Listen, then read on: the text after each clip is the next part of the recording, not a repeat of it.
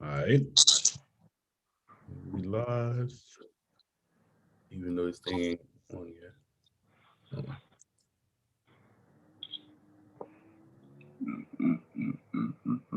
All right, here we go. Welcome back to PoPolitickin.com, your home for self-help meets hip-hop. Right now we're live on YouTube. Check us out on Spotify, Apple, and Amazon. This is my interview since 2008. 1-2-1-2 place to be with Ron Obasi. How you doing, bro? I'm good, man. I'm good, man. Again, thanks for having me, bro. Yeah, no doubt, man. So I was reading from like you from where you from, Tennessee? Yeah, bro. Nashville, Tennessee, man. Born and raised. Yeah. So what you grew up listening to? It's funny, man, because you know what I'm saying, like, let me shit, being from the South and shit, my pops was the first person really to introduce me to music, whether it was the music he was making or the shit he was bringing in the house. I think first couple music and stuff that I was listening to, if it wasn't the radio, probably like some Ghetto Boys or like some Hawk or some shit, like some Outkast, because that's what my pops and stuff was spinning. Then on the radio, of course, I was hearing the Wayne, the 504 Boys, the really all Southern stuff first. That's how it started. Uh, yeah, that's really where it started for me. Really, just anything that was like Southern. Really. What made you want to be an MC? Like I said, the early influences was just my pops having me around it real early. Like that was one of his first, you know what I'm saying, dreams or whatever. So he had me in the studio real young. I mean, for him, I don't know if he ever just wanted me to be in there to just be a rapper because that's what he was trying to do. But I caught it fast, like real fast, like rapping in front of him, other grown ass men and stuff. But I loved it. Then I picked up poetry real young because of that. And then yeah, just from then, you know what I'm saying, getting older, whether I was like fluctuating between if I really wanted to do this or not, I was always doing it. I was rapping at every single age I could think of, really, whether it was to myself or my friends. So, So how would you describe yourself as a person? uh, as a person, that's a good question, man. I mean, I would like to carry myself, bro, as just somebody, you know, that's a light, really, a light that I could be to the homies, the friends, or people that's listening. Really grounded. A lot of people would probably, you know, talk about the humility. You know what I'm saying? Just how not really a boastful person unless you spinning the records or some shit like that. I really like to give respect, give respect.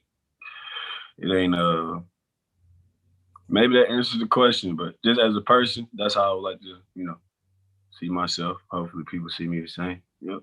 And then what does your name mean, Ron? I know what Ron means, but the Obasi part, it sounds powerful. Yeah, so it's Nigerian. Disclaimer, I'm not actually Nigerian, but I was gifted the name by a Nigerian woman when I was working a job 3 years ago, and it just kind of stuck. But it means honor the supreme God. So my previous rap name before this, when I like basically took the leap and shit, when I put out my first couple songs, it was Ron C to God, because I was like at that time I was like always been, you know, always been heavily in touch with my spiritual side and shit, but I was really rapping heavy over boom bap beats and shit. So it really felt like, you know what I'm saying, real fitting. And then just on some random stuff, I was working security, talked to the Nigerian woman one day, and she was speaking life into me. And she told me I reminded me of her son back home. So the name really just stuck after I just did my research on it and stuff.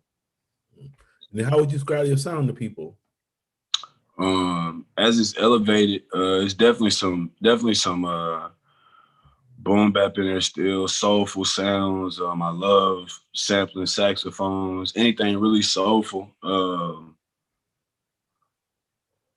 Relatable always, storytelling, lyrics, I mean, lyricism. To me, it's all there. Yeah, I heard some like I was listening watching your videos and I heard like some I don't know, I just feel like some realness, like some like you said, soulful, and then it Yeah. just seemed like I don't know you, but it just seemed like what you talk about is real. Like sometimes you be like, man, that ain't how that nigga is, but with you, Not, seem not like you seem real. Like I said, it seems like I hear like I hear like a little bit of everybody. I hear like sometimes I heard Lil Kendrick, I heard Cole. I hear like that little like them. You wouldn't be off with that, bro. They both, you know, kept me in this, you know what I'm saying? As far as influences goes, you know what I'm saying? Later in my life, both of them are big artists that I just look up to. Not even to just watch what they do and copy or be like them in that sense. They both have, to me, authentic sounds, like you said. Like you can, when you hear them, it's relatable because they take you to spaces and experiences and shit that only they can rap about. It's them. So yeah, for And sure. what about Big Crit? He influenced you any? Yes, bro. Big Crit is amazing, bro. Yes, he's definitely one of those people. He might be one of the first. Just speaking of like Southern rappers and how they able to, you know what I'm saying, fuse the storytelling, the soulful sounds with the samples and shit by choice and everything. Big Crit is definitely one of those artists for me that just take me there. Like I said, keep me there. Yeah. Yeah, then we saw. I want to shout them out because it's how I found out about you, the 85 South podcast. Yeah, man. Them some brilliant, great people, bro. Shout out to the 85 South Show. So how that? Cause you had a whole set on there. They weren't like Jimmy Kimmel with a little 5 minute set. You had a whole performance. It's like 6 minutes. They so you referring to like the 85 episode where I got to perform some selection of songs and it was an interview portion of it and everything. And like I said, just shout out to them, bro. They brilliant, bro. Really just put me on that platform and let me get my shit off like that, bro. And then, you know, watching it back, I didn't get to watch it until it came out, you feel me? So I watched it when everybody else seen it, and it was a beautiful piece of work, really just to be a part of that and really just, you know, tell my stories on that stage, really. So what's your current project now? That I got out. Yeah, what you working on? Yeah, you can just well first just go over like some of your past projects and let us know what you're working on now. For I know sure. you dropped some stuff earlier a couple years before too. Yep. I can name the project. So I dropped my first project August 2019, called Cashville Alien. It's a 6-song EP. Then after that, I dropped 2 more EPs with 4 songs on them each, called Notes on the Scale 1 and 2. And then Sun Tapes is the longest project I dropped. I dropped that October 2020. That's the, you know, people like to call it the full length or whatever, but it's 11-song project. Proud of all of those pieces of work because they definitely got me, you know what I'm saying, the successes that I've had got up to this point. The things that we're working on now, obviously in 2021, is really just building on the foundation that I laid in 2020.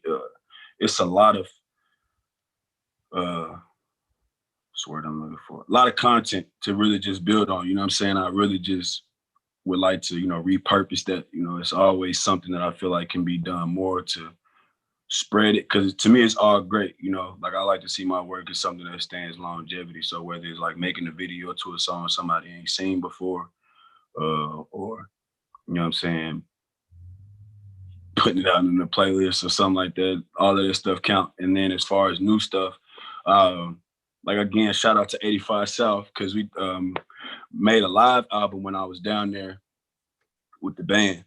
That's a part of the 85 South. We got to record for a week in Patchwork, which was another blessing. So that'll be something for 2021 as well. People can hear a live album. Some of those records that I performed on there will be on there for sure. So you said 2019 was your first project you put out? My first EP, up 2019. So what? Because you said you started back in the day. So why is it like what happened in 2019 when you dropped your first project? What made you come out with that in 2019?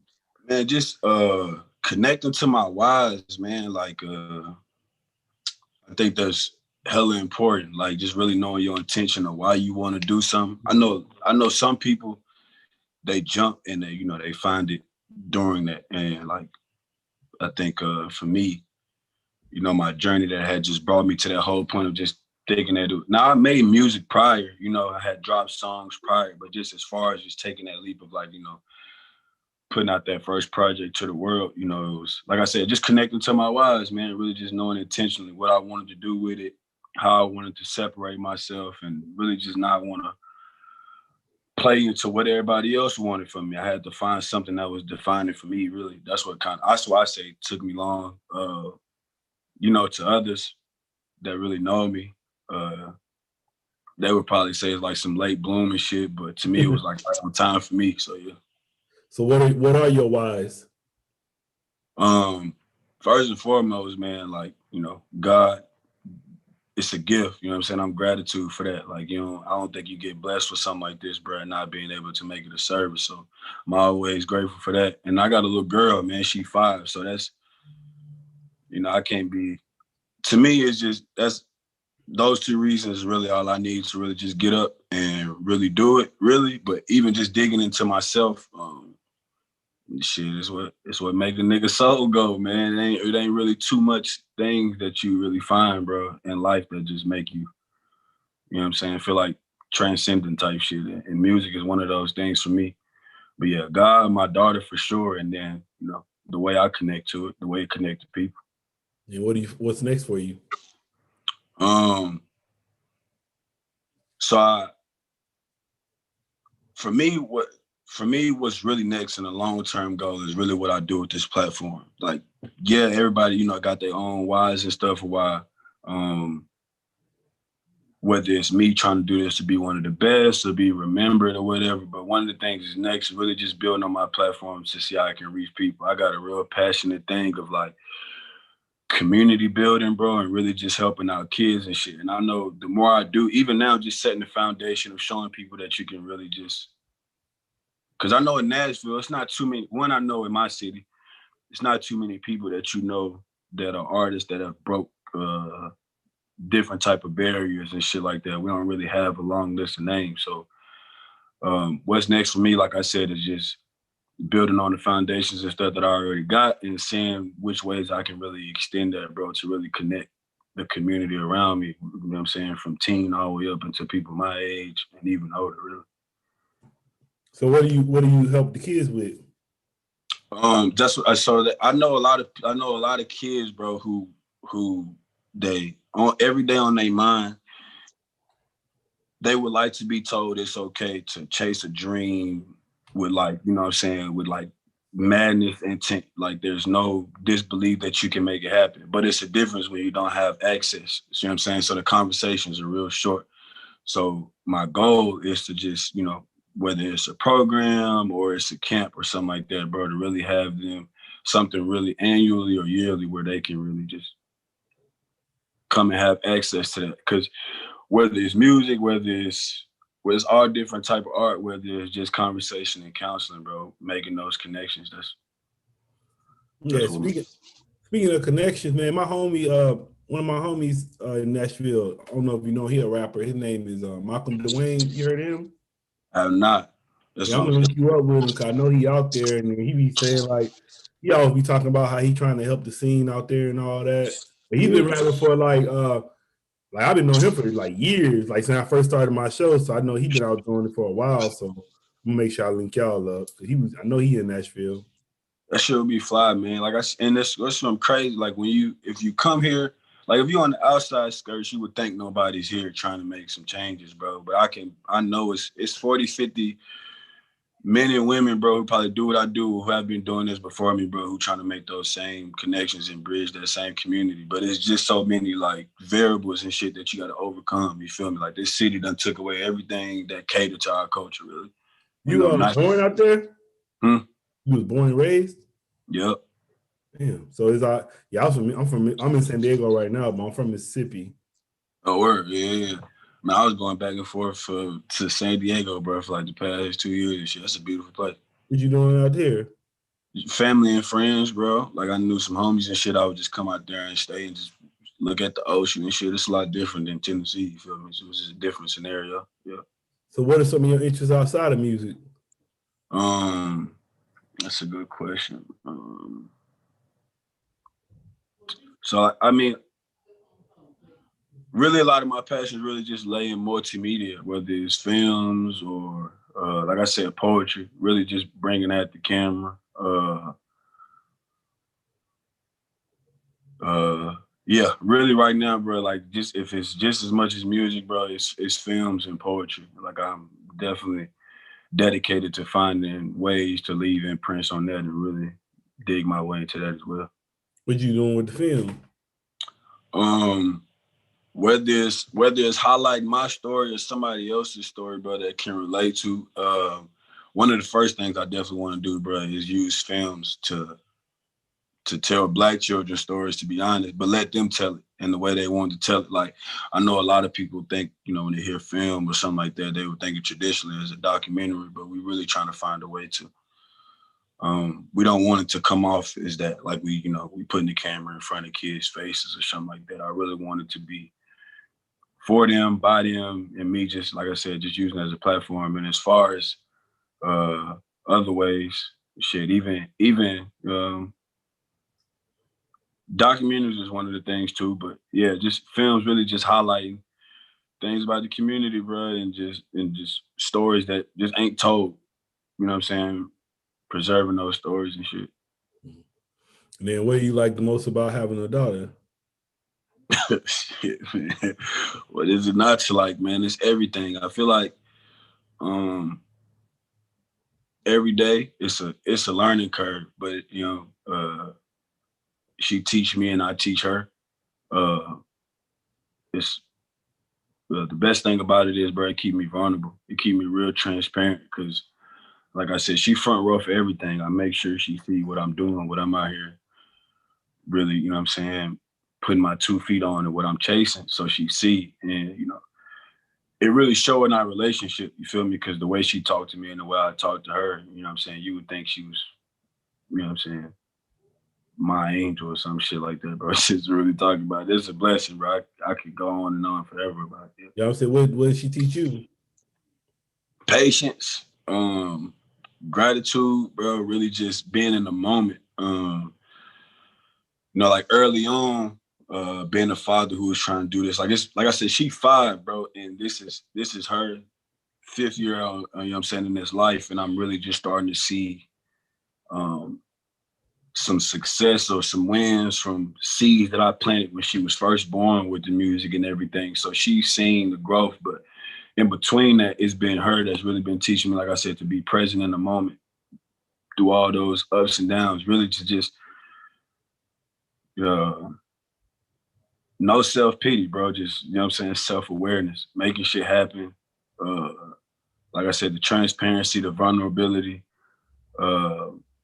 unlearning a lot of things, bro, that's, you know what I'm saying, that could be detrimental to a father-daughter relationship that if I probably wasn't aware of, that I'd probably be fixed, but that I should fix all the time. Like I said, every day it's a learning curve. Every day it's a learning curve, whether it's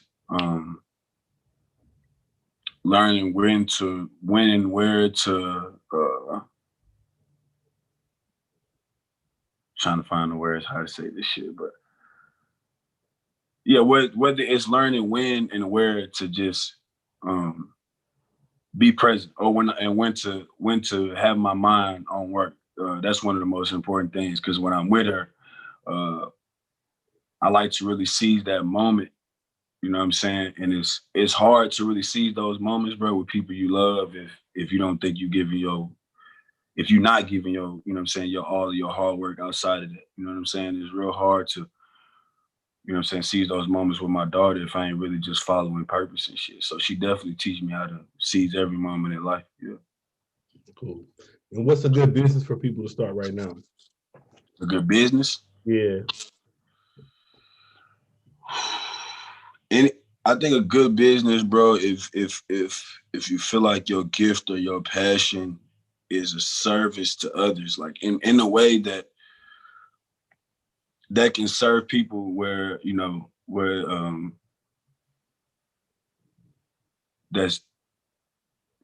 can service people in different ways, but at the base of, you know what I'm saying, inspiration is like the currency. I don't really, if people understand what I'm saying by that. So a business where most people, you know what I'm saying, you got a business where you're helping somebody get to the next level, or you helping people find insight to see themselves a life in a different way, or you just something that's real relatable. Like I said, a service though, where you making yourself available, bro, to like anything small shit. It could be anything with clothes or anything that's a service where you changing somebody's day of life. To me, is a good business to start. Shit, if you believe in it, I started, to be honest. What advice would you give to new artists as far as like building their name up? getting their name out there. Stick to your guns. Stick to whatever you say on your spirit. It's two voices you should be able to identify. You know what I'm saying? Your intuition and God's, and they're really the same thing. Like you don't get the gift for no reason, and the only voice you should really listen to is yours. Yes, you should be open to advice and learning and studying the ones before you, and even the friends that's beside you that's inspirational. But there's one voice that you should always be in tune with, and it's yours, because it'll have you making leaps and bounds and shit that you really couldn't even imagine, to be honest. All right, man. What do you like to say to your fans and supporters? Thank you. Thank you for every listen, for every tune in, for every retweet, repost, bro, because it's not so much of the validation, but I know people could be spending their time doing anything else, bro. So maybe it's just thank you. Heaviest of gratitudes. All right, man. I want to say thanks for coming through politicking with me. Man, thank you for having me again, bro. No doubt. You got any, what's your social media again? Ron Obasi, RONOBASI, no spaces in between, on Twitter, Instagram, Facebook. Yeah. You know, you got any shout outs? Shout out to God and my daughter, bro. For real. Yeah.